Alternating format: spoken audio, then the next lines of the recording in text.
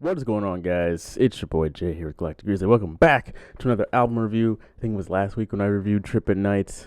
I could very well be wrong, but I think so. Anyway, today is Monday. Yesterday, Ye finally released the long-awaited, highly overdue Donda yesterday morning on Sunday. So we've had about 24 hours with the album now. But through all the listening parties that we've had, through all the leaks, it's not the first time we've heard this album.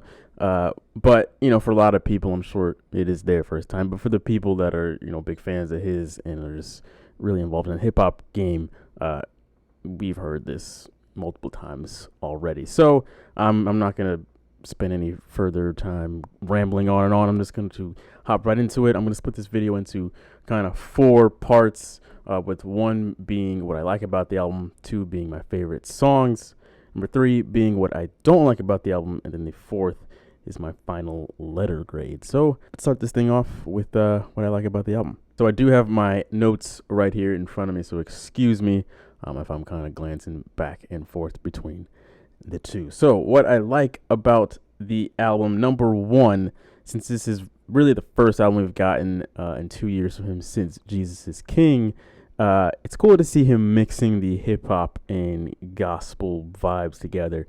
Jesus is King was primarily just a gospel album. Like, there wasn't much. Of course, there is, some hip-hop in it because it's still Kanye. But at the same time, a lot of it was gospel, which I know turned off a lot of people if that was not your thing. I still enjoyed it, but this album is like full-on taking gospel and taking his hip-hop production and really mixing the two together for a 27 song album, which is damn near 2 hours long. So it's a lot inside of this album, but yeah, I think that he pulled it off really, really well. The execution was done really, really well. There's still a good amount of traditional songs, traditional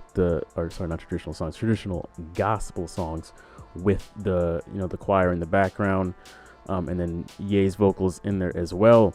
But then he still takes that choir and puts it on other tracks and makes it more of a hip hop joint, and it still sounds really, really good. So I've got to say I'm a huge fan of the way that he was able to incorporate the two, because a lot of people will try and do that and it comes off quite cringy when you try and take the Christian side of things in rap, and it does not sound great. So I've got to give him props for pulling that off.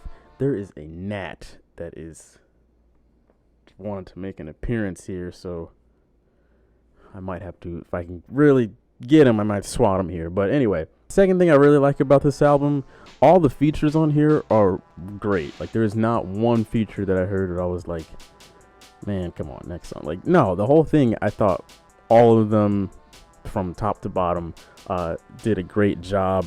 For example, I usually don't care for Lil Yachty or DaBaby, but both of their features, I know DaBaby didn't come on until the very end in Jail Part 2, but even his feature there is excellent. Like, I've got no problem with any of the features that were on here.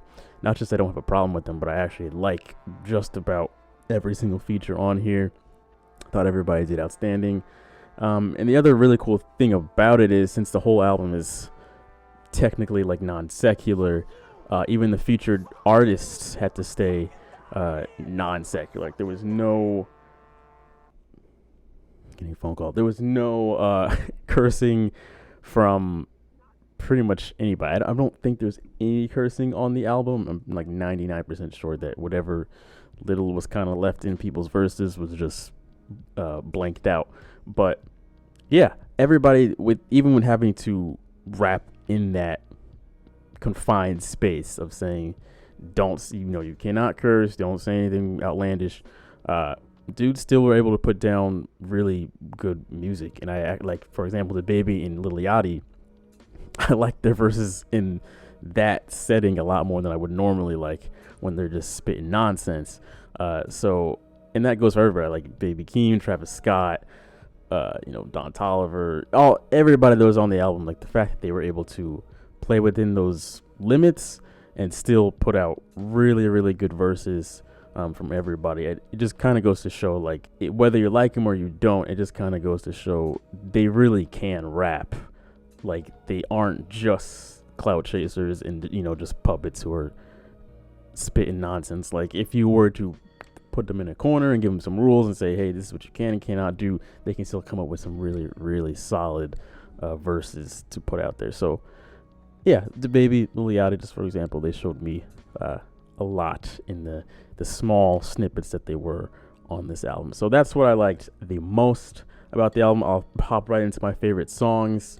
Right off the bat, the opener, not the chant, whatever. Don't even think about that. But Jail, without a doubt, love Jail as a whole. Love the fact that he put Jay-Z there at the end of the song.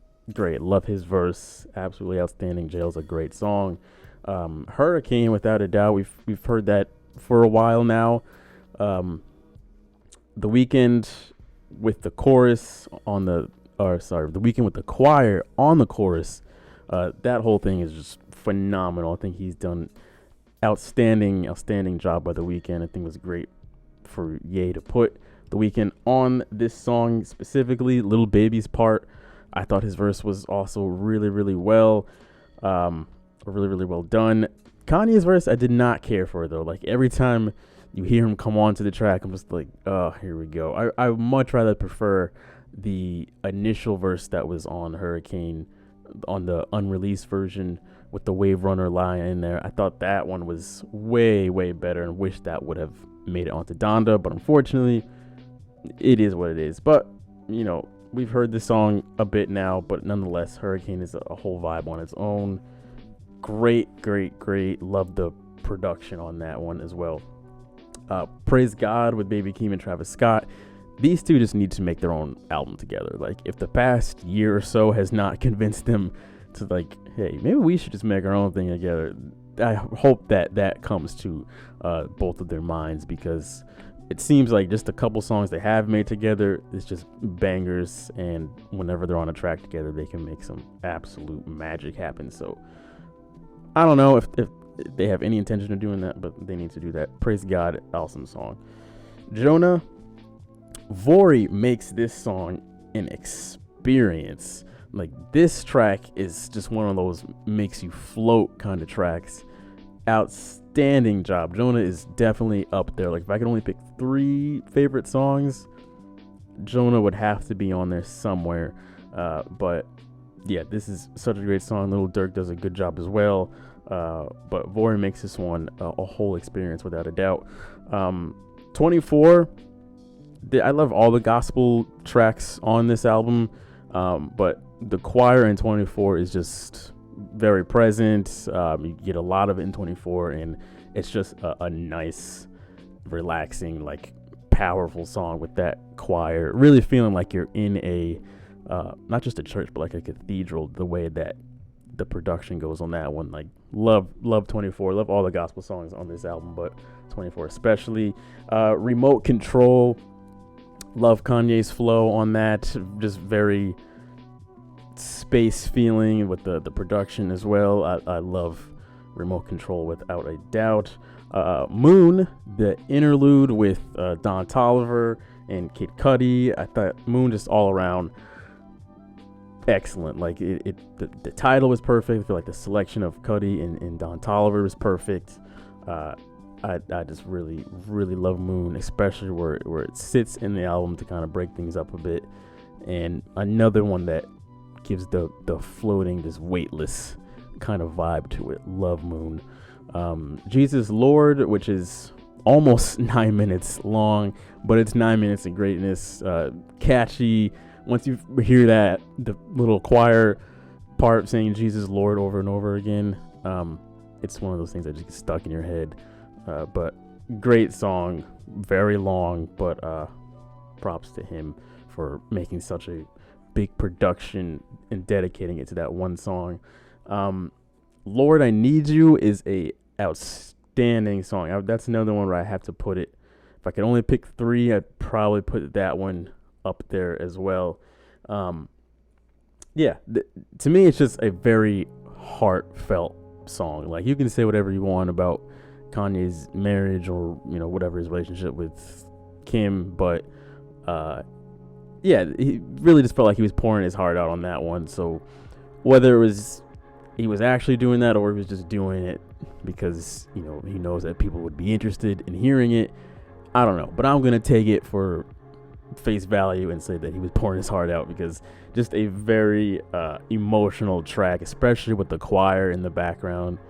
To start off the song with the choir and then how it continues the whole way through is just really excellent. I gotta say it's one of my favorite ones, without a doubt, like top 3. And then Two Lefts, Pure Souls, might say that might be the third favorite, up there with Jonah and Lord I Need You. But Pure Souls is so damn good with Roddy Ricch. He does an excellent job throughout this entire song. Yeah, I just think Pure Souls, another really, really catchy one that can get stuck in your head easily, but a whole just bop. Pure Souls is just an absolute bop all around. And the second half of the song, the way it just flows, is outstanding. And then last but not least, No Child Left Behind, another powerful, powerful song, similar to Lord I Need You, just powerful, powerful songs. So yeah, and it's a great way to end the album off with that one before it goes into the part 2s. So yeah, No Child Left Behind. So I've got a lot in there.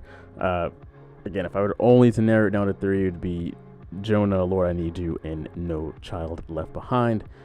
So those are my favorites. Let me know what your favorites are down in the comments below. Very interested in seeing what you guys ended up taking a liking to. And last but not least, what I do not like about this album. So first off, I will say the production on this album is very good. Obviously, it's a Kanye album. You're gonna get outstanding production, and we've all come to expect not just outstanding production, but I think like setting the bar in production, because that's what Kanye historically has done. But unfortunately, in this one, I don't feel like we got that. The production is very good, very polished album, but I don't think we got the above and beyond, like the feeling of this is crazy what he's doing, and we've never really seen anybody up to this point makes music in this way. And it's like we just didn't quite get that in the production sense. Yes, in the composition, like I was saying, with the mixing the gospel and the hip-hop side of things, but like the beats on here, again, were all good. I just didn't really get too many great ones. Like Jonah, for example, I wish we'd have gotten more songs like that, where it was just like completely just felt like you're on a different planet. Like that is what me and I think a lot of other people were probably expecting from Donda, because it was taking him so long. And it was kind of like, all right, you've got to be cooking up something that's just mind-blowing. We didn't get that. Same thing I would say with like Hurricane, gave me a similar feeling to that, but there was only a few select songs when it comes to production specifically that really just blew my mind. A lot of it was just good but not great. That might also come with the fact that we've heard it so many times, since it's been rumored to be in the works, through the listening parties, through the leaks. We've heard Donda several times, so it just, a lot of the production may just have not packed that same punch because we've heard it so many times. I don't know though. It still kind of seems like even the very first time I was hearing the leaks, it still wasn't like, outside of like, again, Hurricane and Jonah, it wasn't too impressive even then. So the production, good, not great. So you can take that for what it's worth. And there's also just a feeling of unfinished, to me at least. I know that, like I was just saying earlier, part of that definitely comes from the fact that we've heard this so many times now through the listening parties and leaks that it has given the impression of just like this album seems to perpetually be stuck in like a project state. Like we're just so used to it being like, all right, 2 weeks from now we're gonna hear hear it again, except something tweaked, something a little different. All right, 2 weeks from now, we're going to hear it tweaked. All right, this gets leaked, and it's a little different on that one. And so was on that, and now it's not. And so now that it's like done and, can't take it back at this point, at least as far as I know. Because, it is what it is now. So now it's like, all right, this is it. But just a couple days ago, we had another listening party, and it was, slightly different then. So I don't know. The unfinished feeling still is sticking with me. I'm sure 6 months from now, probably not even 6 months from now, just a couple months from now, that will probably go away. But I don't know. Let me know what you guys think. If you still kind of get that same, like, is this it? Is there more? Was this actually the final version? The fact that there's no album cover is really annoying to me too, because it's like, is there more? Like, why is there not? Like, was it rushed? I don't understand. It just gives the unfinished feeling, and I love album covers. That's one of my favorite things about music is album covers specifically. It just kind of felt like Kanye on Sunday was just like woke up and was like, you know what? I know that I'm trying to do this beef with Drake on Friday, supposedly, but the album's plenty good where it's at now. Let's just drop it today. Let's just, praise God, it's Sunday. Donda, come on, put it out now. And then, his team was like, we didn't decide on an album cover yet. Yeah, who cares? Put it out there. It doesn't matter. It's Donda. So, I don't know. Unfinished. Maybe he was trying to make more changes between now and September 3rd, Friday, if it was going to drop then. And he just was like, you know what? It's good enough where it's at now. Let's just put it out. So, doesn't seem like that kind of dude. But then again, he kind of does because he's obviously very impulsive. So, the unfinished feeling is still very present to me. And then last but not least, I'm not holding it against the music itself, but the release itself, which kind of goes hand in hand with what I was just saying. But the drama with this album's release was super annoying, which is nothing new from Kanye, but I don't know. This time around, it seemed even more annoying. Like, geez, this album got pushed around as far as release dates. It got pushed so many times, and just all of the BS that came along with it. If I were taking the release drama into consideration on the letter grade, I would have dropped this a whole letter grade just for that, because that is super annoying. The whole listening party stuff, and it's coming out and it never comes out, and then showing up late, like severely late to 2 of the 3 listening parties. Super annoying. And it's just like, bro, like, this music better be absolutely fire, because this is just stupid. Like, you're wasting people's time at this point. So wasting a lot of people's time. So again, all of that, I'm just saying this now, but I'm not docking points or a letter grade because of that, because at the end of the day, I'm reviewing the music. I'm not reviewing Kanye's baboon-like behavior of whatever the hell he does. If he wants to mess around and be late and make 17 listening parties and never drop an album, that's one thing. But I'm reviewing the album that is now out, and this is the music that we have.